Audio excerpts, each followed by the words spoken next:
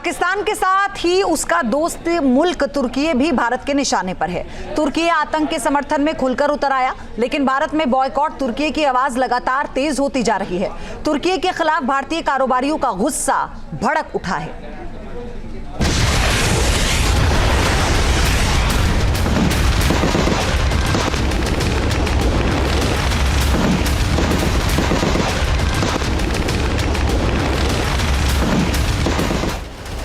आतंक का साथी नतीजा भुगतेगा।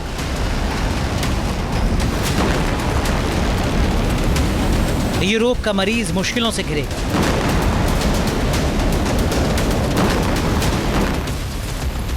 ऑपरेशन सिंदूर ने साबित कर दिया कि तुर्की की एर्दोगन सरकार को अमन नहीं बल्कि आतंक पसंद है। भारत के ऑपरेशन दोस्त के साथ गद्दारी करने वाले तुर्की को सबक सिखाने का वक्त आ गया।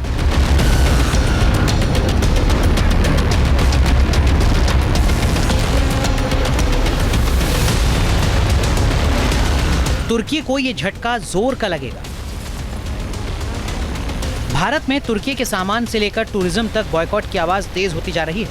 भारत ने एक के बाद एक कई फैसले लिए हैं जो तुर्की की इकोनॉमी को झटका देने वाले साबित होते जा रहे हैं। देश के मुख्य व्यापारिक संगठन confederation of all India traders यानी कैट ने तुर्की और अजरबैजान दोनों के साथ कारोबार के बहिष्कार का ऐलान किया है।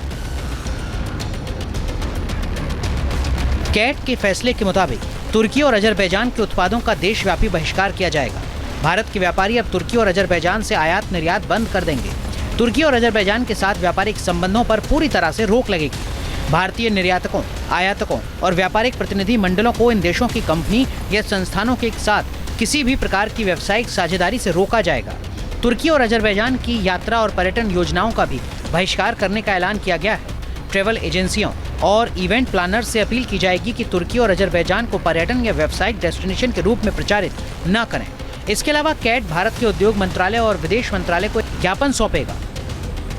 पहलगांव हमले के बाद से ही दोनों मुल्क आतंकी देश बन चुके पाकिस्तान का साथ देने का राग अलाप रहे हैं। ऑपरेशन सिंदूर के दौरान तुर्की के ड्रोन के जरिए पाकिस्तान ने भारत पर हमला करने की कोशिश की थी।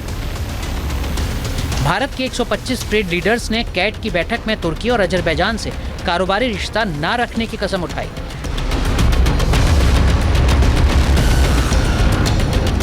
भारत के सारे व्यापारी पूरे अन्य नागरिकों की तरह प्रधानमंत्री श्री नरेंद्र मोदी जी के साथ है और कोई भी देश जो भारत के खिलाफ खड़ा होगा, भारत के व्यापारी कभी भी उसका साथ नहीं देंगे और उसके साथ कोई कारोबार नहीं करेंगे।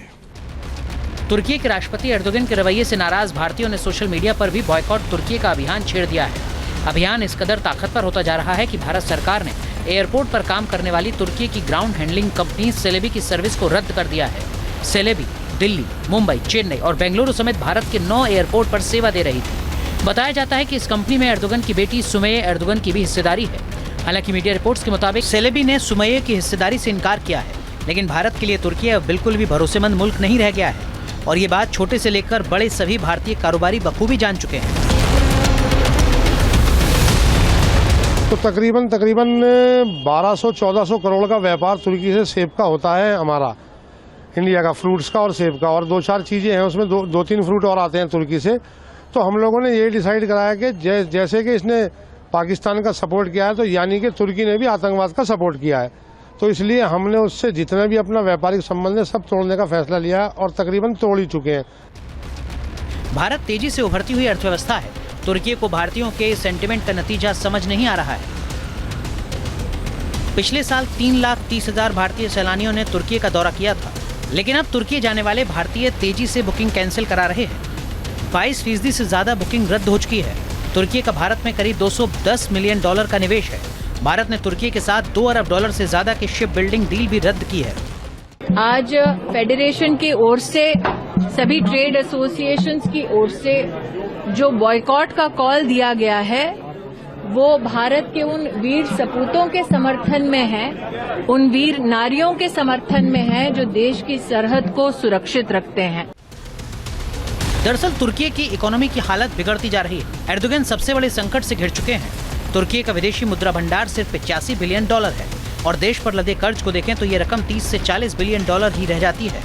भारत के बॉयकॉट तुर्की का असर एर्दोगन को अगले चंद दिनों में दिखने वाला है। जी न्यूज नेशन। न्यूज नेशन अब व्हाट्सएप पर खबरों के ताजा अपडेट के लिए न्यूज नेशन के इस QR कोड को स्कैन करें।